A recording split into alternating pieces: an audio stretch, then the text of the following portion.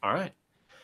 We are officially broadcasting on New Year's Eve 2018. Oh Man, yeah. it if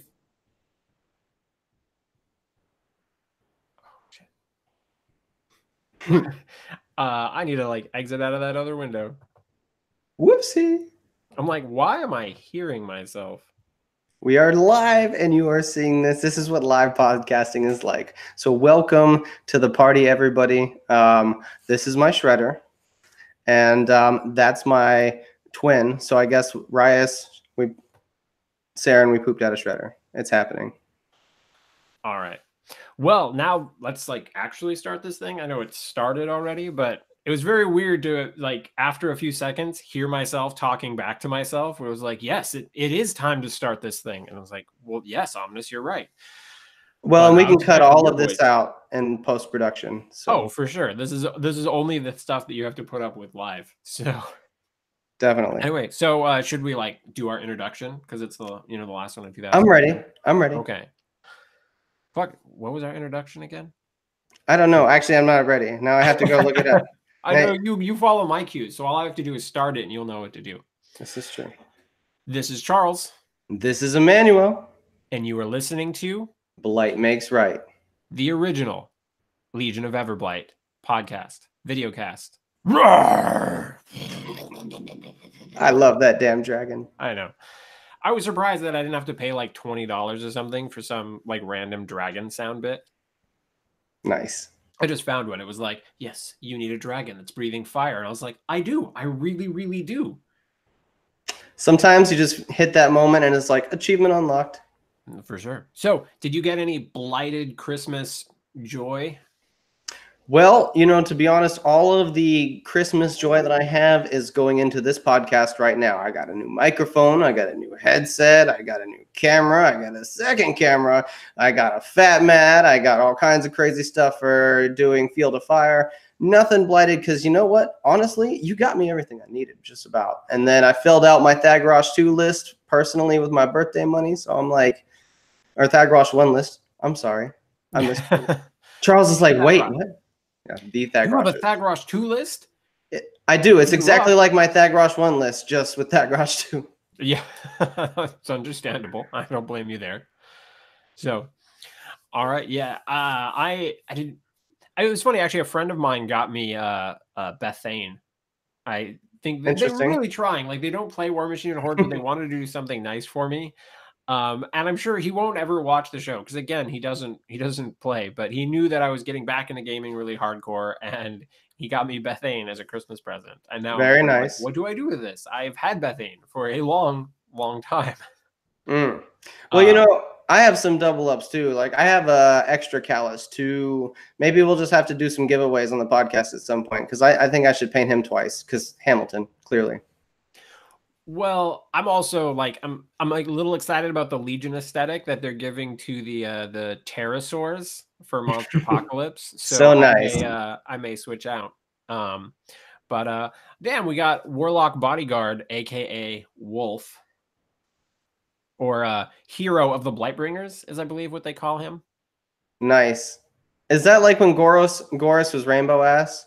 Pretty much. But I'm pretty sure he's still rainbow ass. Delicious. Chorus of Trollblood Scrum. If you guys, you guys should totally troll their Facebook page or something right now and be like, the BMR guys are calling Goris rainbow ass.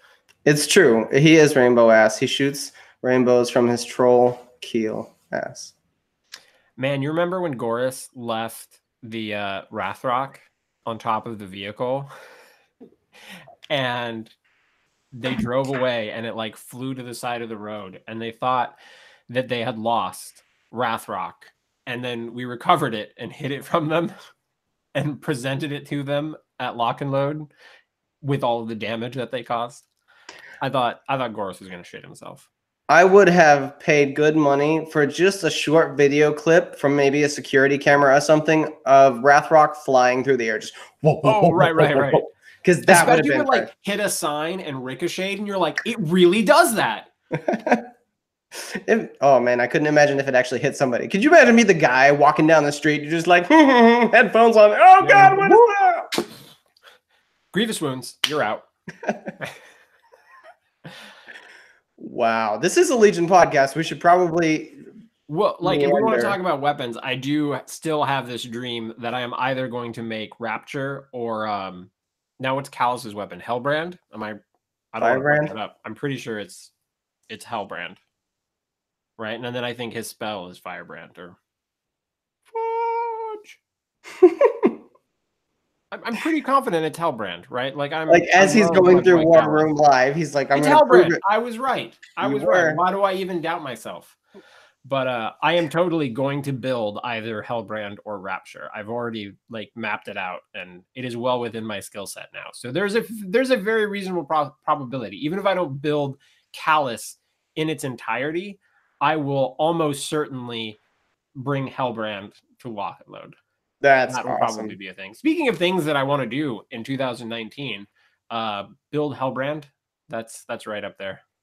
Nice. I mean, I want to build all of Callus, but I'll commit to Hellbrand. Hey, if anybody can do it, it's you. Yeah. Well, originally at one point I was thinking about building Rapture, but then I was like, maybe I should build Hellbrand instead. Like it's not quite like as iconic, right? Like I think Rapture is probably the most iconic of all of the Legion weapons, but I'm not going to build Thagrosh. But I do actually want to build all of Callus. I think that would be super fun, which was really weird because if I go back like 4 years or something, I would have never thought that would have been something I was capable of. And now I'm like, yeah, I just have to dedicate like 6 months of work to it, but I could do it. Only 6 months, right? Yeah.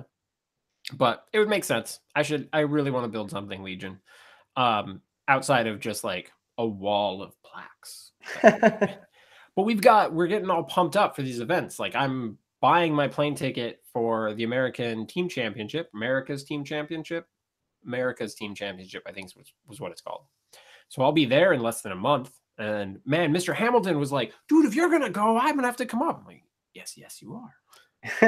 I love Hamilton. I really, really love Hamilton. That's the guy to room with. I hope he comes to LVO. Oh, for sure. I absolutely hope that he does. But I know you're not doing ATC, but LVO, we're like a month and a week away. It's true. I'm not part of the Cool Kids Club. I didn't get no ATC invites or nothing. But LVO, I'm super pumped about. For sure. So have you kind of settled into lists at all for LVO? Oh, I'm settled in cozy, man. I know exactly what I'm going to play for Champions. I know exactly what I'm going to play for Masters. Okay, so let's do Champions first. What are you feeling for the champs? So for champs, I'm going to play Callus 1 and Thagrosh 1. My Thagrosh 1 is totally fair. Are you going to so I assume Children of the Dragon for Thagrosh? Yes. So I'm going to play Children of the Dragon Thagrosh all weekend. And then I'm going to play Callus 1 as my champions pair, just because Callus 1 Primal Terrors. Right. Are you going to do my version of Callus, or is it kind of ends up feeling too similar to your Thagrosh list? I have a slightly different Callus list that I came up with after playing the Thagrosh list and kind of seeing what I wanted out of the way I use the Incubi in that list. It made me rethink about how I built Callus's list. So my Callus 1 list for champions is Callus 1, Amok, Blightbringer, Harrier, Spell Martyr, 2 Hellmouths for free, 2 Chosen, Blighted Warmongers and Rotten Eye, and then the Blighted Rotwings. Basically, you make Gorag your free model. You only spend 1 more point on the Warmongers. You get a few less bodies, but ultimately you jam 1 unit to make them your Incubi unit. And if your opponent ignores them, ignoring a unit of Rotwings is pretty bad. And then you still get Gorag in there to give the debuff and the 2 units of Chosen. And in my experience personally, playing a lot of Animag, which is my Masters list, double Chosen is a lot better than single Chosen. Nothing against single Chosen. I've just found that when I can put 2 units of Chosen on one side of the board, your opponent can't necessarily deal with both of them, have the tools in the same place for both of them, all the punch in one place. And if they do, you dedicate to the other side of the board. And so that was kind of the amalgamation of all the experience I've gathered building up to this of where my Callus list ended up. No, that makes sense. And it's I obviously love Chosen, even though my main list is down to one of them. But that's not because Chosen aren't great.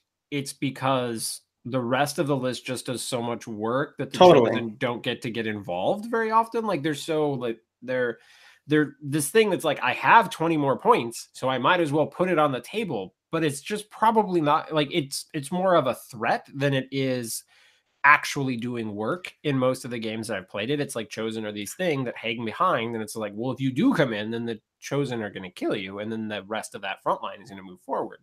That's what Well, you do. in your list, the Chosen are kind of a hardy backbone that can, help you score and help you like deny line of sight, and they're huge and they can hit hard. But you have so much worker models, you have so much mobility, you have the ability to really dedicate a whole battle group to fighting. Where like I like the support that the Blightbringer brings, and I like kind of how it buffs the Ogre troops. So I just kind of went with what I've been practicing and then spiced it with Callus. I don't blame you at all. So I'm literally like putting it together because I wanted to see the exact remaining solo package in your list, which it still seems like very plentiful when I'm taking a look at everything that's in here. Like it's it seems a little ridiculous. I like this. As I mean, in general, obviously, it feels like the Rot Wings are the perfect synergy for him. But especially when you're talking about in champions, and you don't want both of your lists to have the same extensively exploitable weakness, like say, as I think Kruger 2 and Stormraptor has a real high probability chance of showing its ugly face, and Callus Mm-hmm. wants no part of that. I But agree. I faced a Storm Raptor recently. I played it with Thagrosh, and a couple of the things I like playing the Thagrosh one into that match. It's got some game, but I also like that both lists really only have one unit that is going to create incubi, and they both do it in different ways. So I'm using what I feel like people talk about how Hellmouths are really good, and they're just like, yeah, this is one of those things that you can't go without. And right now, I kind of feel like that about Incubi. Like the way that they pop out, giving models extra lives, it's Legion's recursion package. And so getting two of it for free in my Thagrosh list, compounds that, they have to pick whichever answer is going to answer that problem. And then I can pick between my two lists which one they telegraph against and say, this is what this list will probably play better into that list that has the anti-Incubi tools. so do you end up playing the Rot Wings a little bit more second or third wave in that version, like as opposed to like just leading with the Rot Wings and popping feet early? Do you kind of save it and pop feet more mid game and get a bunch of incubi? So far, it's dependent on the scenario, but I've also kind of just put them around the Blightbringer. So in this, I have the double cav on one side, and then I have my Warmongers and Gorag, and typically like my caster, and sometimes double Hellmouths on the other side. And I like to make sure that the Blightbringer comes down the middle, gets the aura as far out there as it can, and be imposing the middle of the table. And so the Rot Wings basically just sit on both sides of it on the flanks when I start, and they just make a flying V, like ducks fly together, straight down the middle, and then I put the Blightbringer there. And I just hope that my opponent's either going to commit or ignore the Rot Wings, and that the Rot Wings can go in there. Because the other thing is that you want something that's not going to get in the way of the Blightbringer shooting. And sometimes, one, you don't care if the Rot Wings die as much. Two, they can mark targets for you. And with the Rot Wings, it seems like since you only have one unit, it really gives you the ability to kind of pop feet when Callus wants it defensively, right? As opposed to when the army needs it. Because that's one thing, like when Callus needs to get up there and really like hand out Dark Guidance, if on that turn you make sure that you have the feet up, so he's getting +3 defense plus the Blightbringer aura, that's really legit, being able to like have a little bit more control over when is the right time to feed. Definitely. I also just like the Ogryn in there. The second unit of Rot Wings would probably make more Incubi, but you still have to kill those Ogryn. And if you kill them, I still get Incubi from them. And giving the Hellmouth the +3 defense is also just kind of gravy butter on that. So yeah, and then you do get one Spell Martyr, right? Like I do get one Spell Martyr. Yeah, but your only other solo is Amok, so you do need to like make a couple of Incubi for the flag scenarios. It's true. Both of my lists kind of rely on Incubi for the flag scenarios, and so I'm playing the matchup a little bit more than I'm playing the scenario on some of those scenarios for sure. Well, I mean, I'm still just going to pummel you with questions, but if any of the viewers have questions about your list, feel free to just type it up. Like I'm in the chat, so I can throw all of this shit at you, boy. I've But got them both here in front of me too, so we can talk about them. um, so one of the things that I think that this list does for your Thagrosh list is they're going to be less likely to throw a defensive skew at Thagrosh because they know that Callus is just going to be like, whatever. And so the more defensive skewed list, you probably just get to straight avoid, which is usually one of the things that Thagrosh doesn't like. Not that your Thagrosh list has that much of a problem with it, with Hex Hunters with Shadowbind, and you have Gorag. You know, there's a lot of things there to like screw with defense, but it seems like the defensive skew, like, this probably just not gonna get dropped against you anyway. Yeah, I think that probably people are going to look at the two packages and go, which one of my list hits harder? It's better attrition. I think this is a good opportunity to talk about the Thags 1 list if you want to talk about it. I like how you're like, which one of these lists hits harder and has a, the better attrition plan? And it's like, yes. Yeah. Yes. We're like, you look at those two lists and you're like, well, which one hits harder and plays a better attrition game? Like, how do you answer that question with this Thagrosh list and that Callus list? Like, it depends on the matchup. It depends on what I'm targeting. I really like the Thags list. It's kind of rounded out what I want to play for my other two lists real well. Right. And it's, well, let's talk about that a little bit. Like, one of the things that I was actually just talking with Pagani about this as well, that this is not just Legion players, but we were discussing how much people have gotten into these boxes, and people are not thinking outside the box. At least not when Pagani was at the top of his game and when I was at the top of my game. I felt like everybody was constantly in this search for like what's the list that counters this stuff, and like always testing and trying different things. And Pagani had all these different lists that he was trying and throwing Yeah, into he the did. meta. And it felt like everybody who was on top of their game at that time was really like reaching deep. And I remember having a discussion with Flanzer at the beginning of a year where we're talking about like looking back through every single card and going, what am I missing? Like, what should we still be looking at? We were flipping through Signar cards. Like, everybody was just digging deep as to how things should adjust.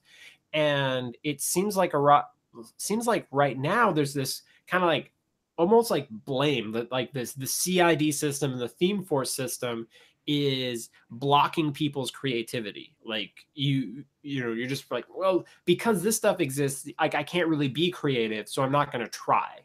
And Yeah, totally. I don't know how much that's true or not, but that's a little bit what it feels like. And I'm not putting words into Bagani's mouth. That's not what he said. That's what I'm saying right now. But he did say that he and I were agreeing that it felt like people weren't thinking outside the box and were a little too jammed in. And it got me really thinking. When I came into Legion, I've had like a quarter of a beer and I can't talk. Like, got too skinny. No, I need to lose weight. But I remember when I came into Legion originally and I was reading articles, people were talking about Seraph being an auto include for Legion, and I really took it to heart. And I could see why it was, because I was also playing Scorn a bit at the time, and it was like, Titan Gladiator, you put that shit in because Rush, and you need that. And so I was thinking about the Seraph in the same vein, that you needed it for that threat range extender, and you needed to hit first. And coming from the other miniature games where like hitting first and taking the first piece was really key. But in this game, hitting first is not necessarily the thing that you want, because sometimes the person who hits first, they get what you want them to kill. And then they've exposed, the heart and soul of their army. And you're like, well, now that you've killed my little shit, I'm going to kill that important shit. But there was a point when I started taking the Seraph out of my lists and being like, well, it's just not doing enough work in this list. Now, I'll give Absolunia 2 a pass, because the Seraph in that list performed like a baller and was amazing. But in most of my other lists, I found that I was actually getting better results as I got rid of the Seraph. And it was really contrary to what a lot of the normal mentality was. And so now, obviously, like, I love the Colossals and I love Gargantuans. Playing big, awesome dragons is the thing. And coming back to the game, where I think people had been dying to put Blightbringer in with Callus, right? And people were playing the Ravens list, and then when there was people playing Callus out of theme just to like play him with the Blightbringer, and then the Blightbringer got cheaper and Primal Terrors hit, right? And that's amazing and it's fantastic. But man, was I taking shit for playing Callus without the Blightbringer.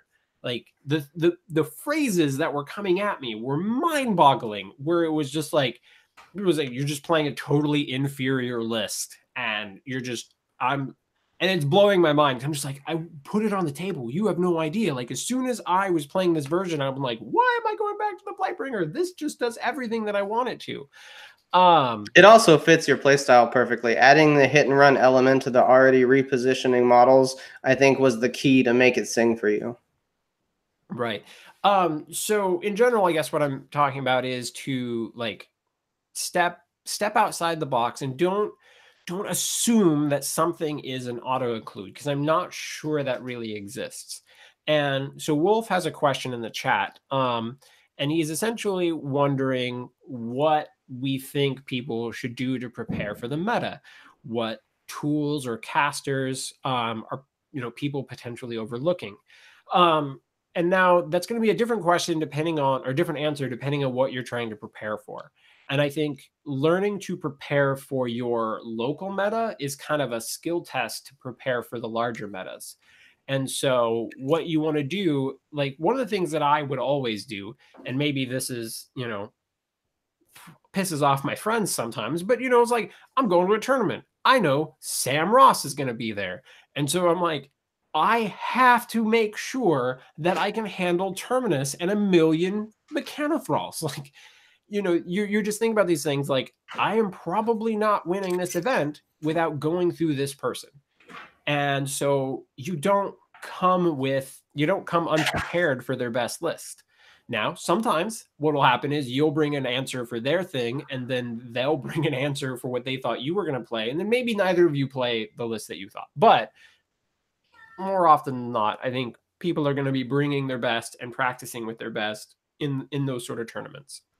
And so you want to think about, what can I play into that? Not just what does the internet think that you should be playing, or what JVM is playing, or what I'm playing, or what Emmanuel's playing, or what any of the Blightbringers guys are playing. You want to think about like, what specifically helps you counter this. And that might be a Thagrosh 1 Children of the Dragon list that, even though I don't want to say like nobody was playing it, but nobody was playing it with Incubi, right? Like, I didn't see a single person. I don't think there was a single list at the WTC or anything where people were taking the Incubi for free with Thagrosh 1. You were down with that list for what you were looking at for like 15 minutes, and you're like, why aren't people taking Incubi? And you're absolutely right.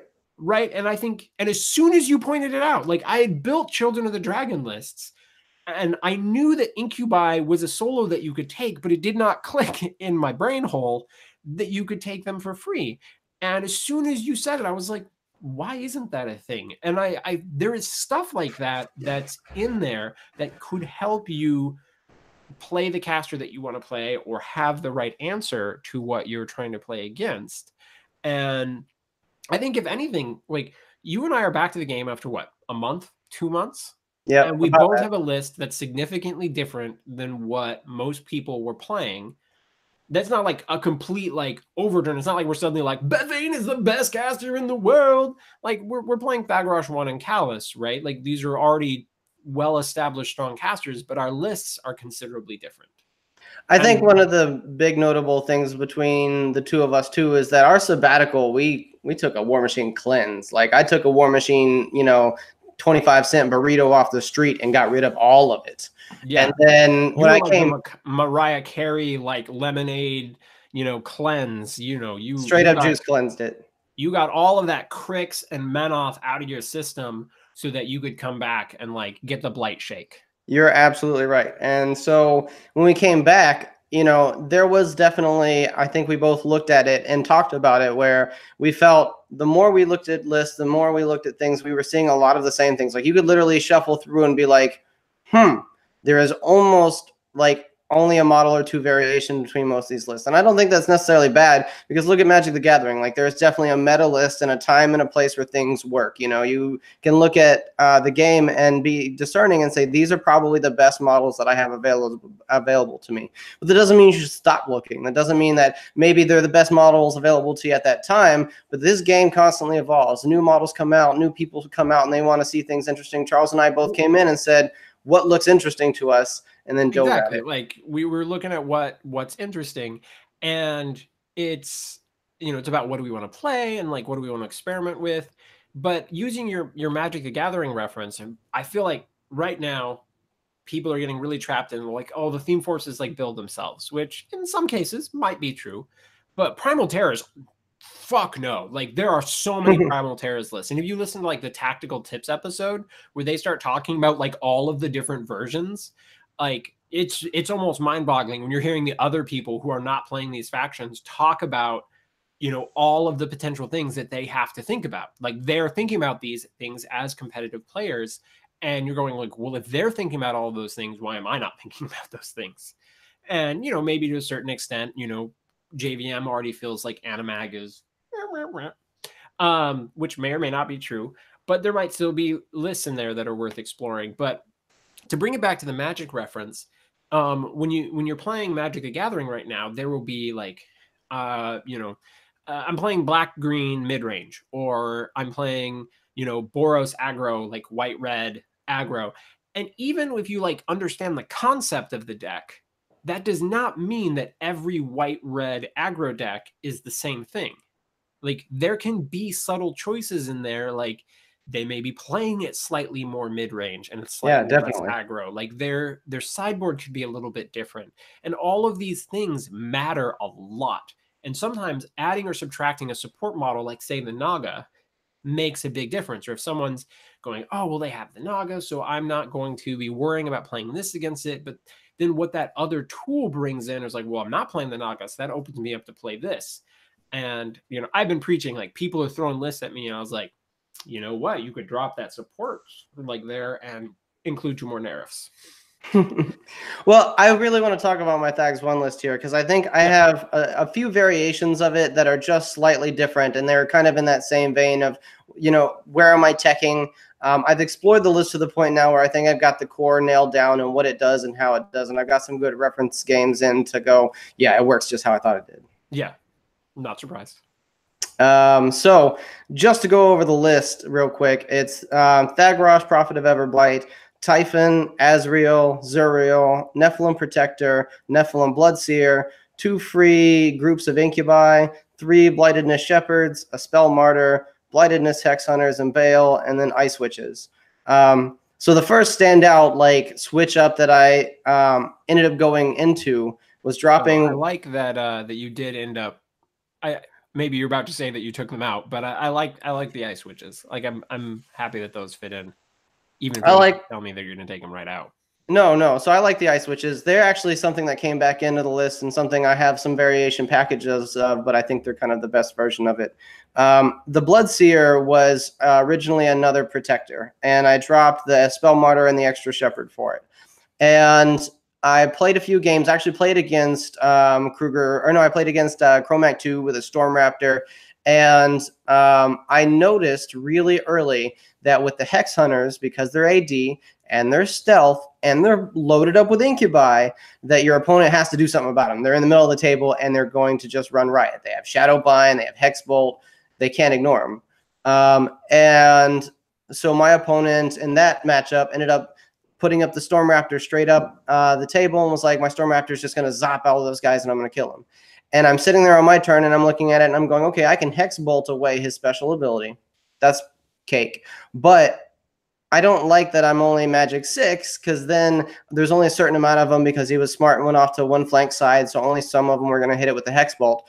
And I'm thinking to myself, if one of these protectors was a Bloodseer instead, could it run and hit him with telemetry, and then suddenly everything becomes Magic 8? And I did the math and I'm like, oh yeah, totally. Like, I would be well within that 15 inches, or like even more than that.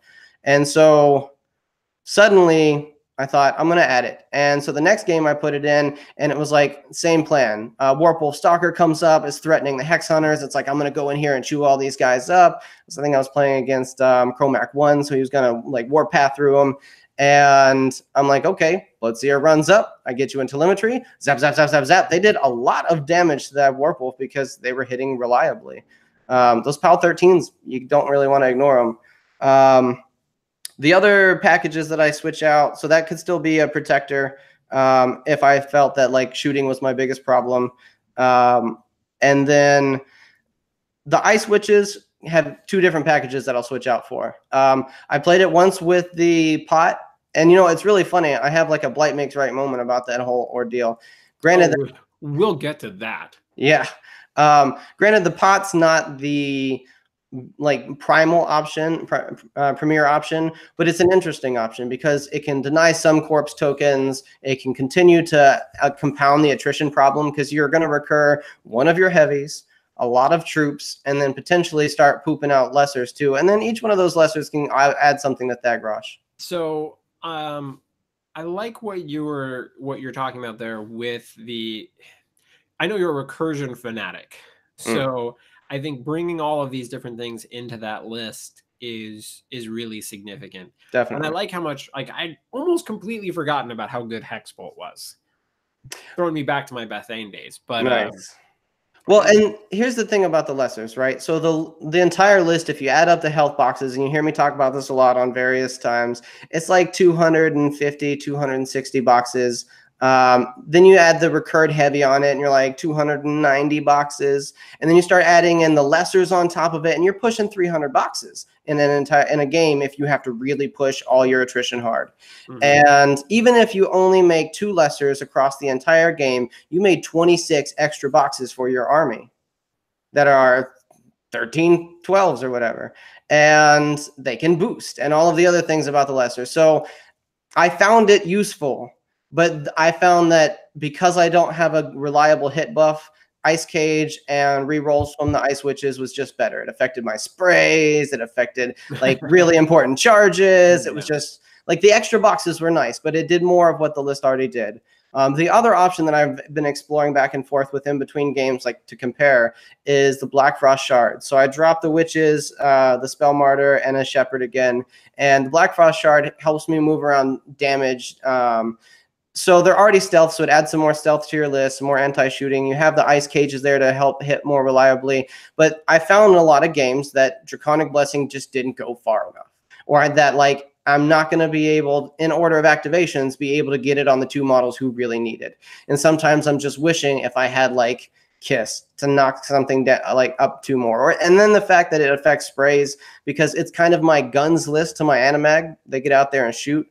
And so being able to mark even a single unit with that and then have all of my sprays be boost +2 against it would just be money. But it's more corner case. I find it very, very interesting because I've been like so not on the Black Frost Shard train. Like I feel like they're maybe a little bit better in Mark III than they were in Mark II, but I am not a fan of that unit. Well, and I want to point out one other thing. Other than the fact that they're stealth and they have reasonable defense, they are 5 boxes each for 9 points. That's 15 boxes. So I have this mathematical scale that most things are not 1 point per box.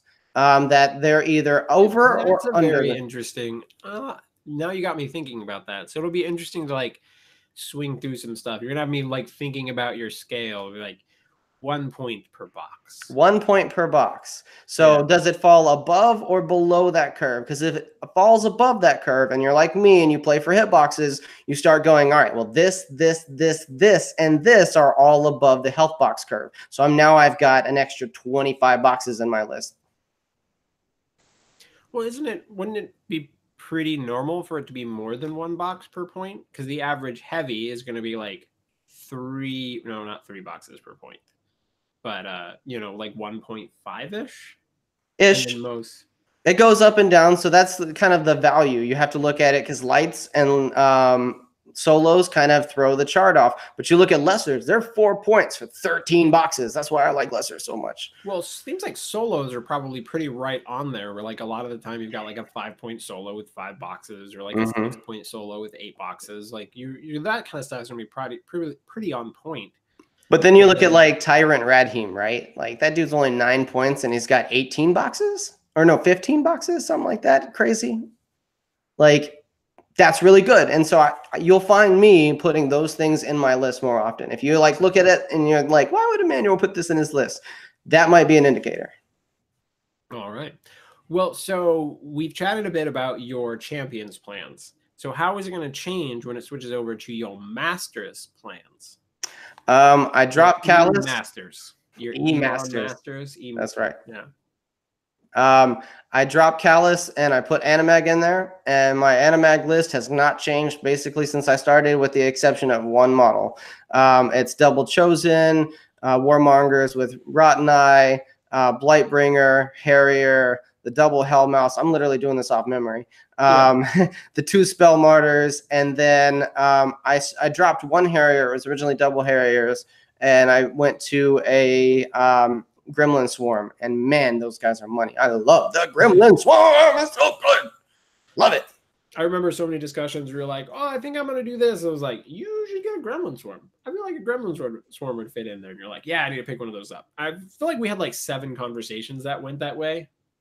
You know, the fact that I can't tell you how many times I'm like, well, these 3 points in this list did not deliver, and I don't know what to put in here. And then the very first game I put the Gremlin Swarm in, I played against Crucible Guard. I'll save this for the Blight Makes Right moment. I'll save this for the Blight Makes Right moment.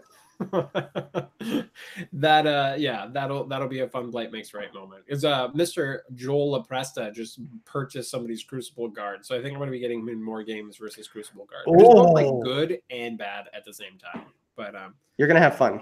I'm not too worried, but I mean they're good. They're going to be hard games, but I think my Callus list can handle that. So so you're going to do your Thagrush 1 list with Animag?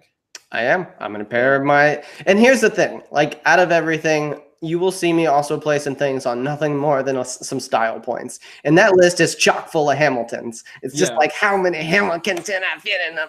He needs to resculpt the Incubi, and I will just be done. Oh, for your Thagrush list. Yeah. Like, that list is God, what was the hashtag when we were talking with Doug? Hamilton Holidays? Yes, Hamilton Holidays. Oh, show. Hashtag. I dig it. So I love that you've got like focused in on 3 casters, which is not that dissimilar from what we were kind of predicting for potential directions. Like, I mean, Callus, Thagrush 1, Thagrush 1, Animag 1. You know, if you say to a random Legion player, like, these are the 3 casters I'm focusing on, people are like, so way to be original.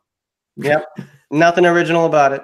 But it's a little bit more interesting for me because I've got ATC first, and I'm on a team with another Legion player. And, interesting. But the plus side is he doesn't want to play Callus. But it probably means I'm leaving Thagrush for him. So there's going to be some... I do have to plan my second list a little bit to, you know... It's an interesting concept. Like, as we finish it up, I am excited to do an episode at some point, like talking about the WTC format and 2 Legion players. Oh, by the way, there is one other thing in my Animag list, and it is the War Chief. And I just found out recently during a game that Veteran Leader affects her spells. And I was like, it gets better all the time. Yeah, I was like, I haven't really been a fan of the War Chief, but giving Animag or Thagrush +1 to all of their attack rolls does not suck.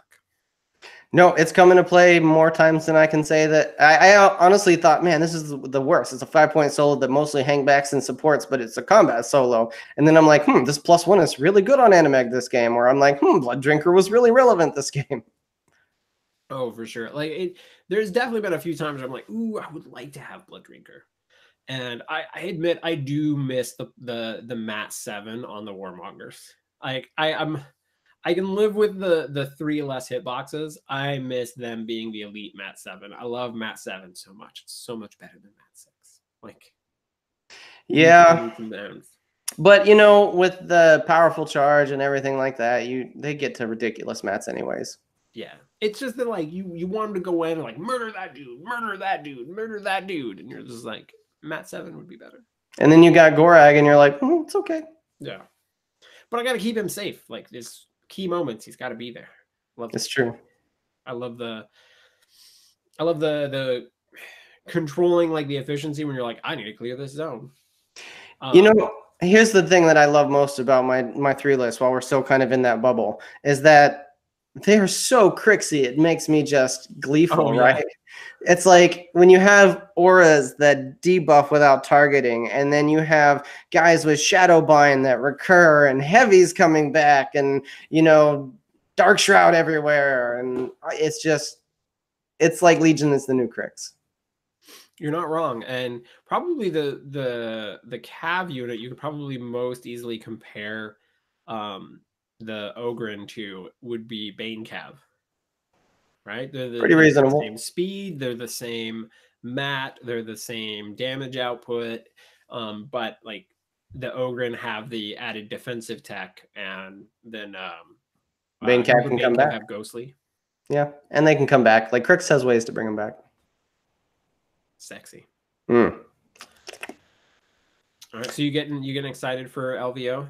I am. I've been trying to scrape every practice game in, and I still don't know that it's going to be enough. I'm not even on the same level I used to be, but I'm so focused in. Like before, I would have played 5 factions between when we decided to start podcasting and when I made it to LVO. Yeah, you had posted this article about a chess master. Yeah. And I was reading the article and I was thinking about when she said that her days were basically like sleep until 2 or something, get up, go down into her like chess club area that she was renting out, play chess until like 10 or midnight or something, and then go out for drinks, talk about chess until like 4 or 5 a.m. and then go to sleep and do it again. And that was like her day every day. And I was just like, probably the closest anyone's gotten to like that level of dedication was probably Pagani, right? Like you'd have to basically work in a game store. Jay Larson comes to mind. Yes, owns the games emporium. Right. Like, and that's the thing. I think you kind of almost have to like own a game store or be totally like maybe Tom Guan, right? You just have to be totally Tom Guan to pull that off. But just thinking about what some people have dedicated to be able to like master a hobby. And it's interesting when you're trying to like squeeze in games and the average War Machine player is trying to get in like 2 to 3 games. And like when there's a big tournament, I'm like, I got in 4 games this week. Yeah. You know it. And you're just like, man, they're doing this like every day. Every day, all over. And that article inspired me a lot. I was like, it got me thinking about a lot of things. You know, I thought a lot about that article too when she talked about how much she invested her time and stuff. And she also talked about how much she talked about chess. And I think that's one of the things that improved me so much in Mark II was we had the podcast and we would bring guests on and they would explain things to me about what they were worried about, the matchups, what their thoughts were on specific lists. And then I cannot tell you how many times I'm sitting across the table from an opponent and go, I remember exactly what that guy said. And it's super relevant right now. Like my entire theory of Harbinger, how to play against her and with her were shaped around the people we had on our podcast. Oh, for sure. You're talking about Harbinger and you're just like, yep, you're going to like save that piece of information, save that, save all that, of it. Save that. And it's I think one of the things that really is the sign of a really strong player is that you don't just have one game plan for your list. You have like lots of different plans and you're like, this time I'm grabbing this one. And it's almost more like a choose your own adventure, kind of like one of those diagrams where it's like, I wrote my very first Killing Time article on this exact Yeah. topic, all the way back in the day. Back in the day. So basically, there is the two branches. There is strategy and tactics. And your strategy is like, I'm playing Animag with Double Chosen and Gorag. But your tactics are individual movements and applications of those models and the way in which you are going to play out the scenario. And so I wrote this whole article on trying to teach people to define their strategy, but to build their tactics. Yeah, I mean, I don't necessarily use that exact terminology to describe them, but Those are military.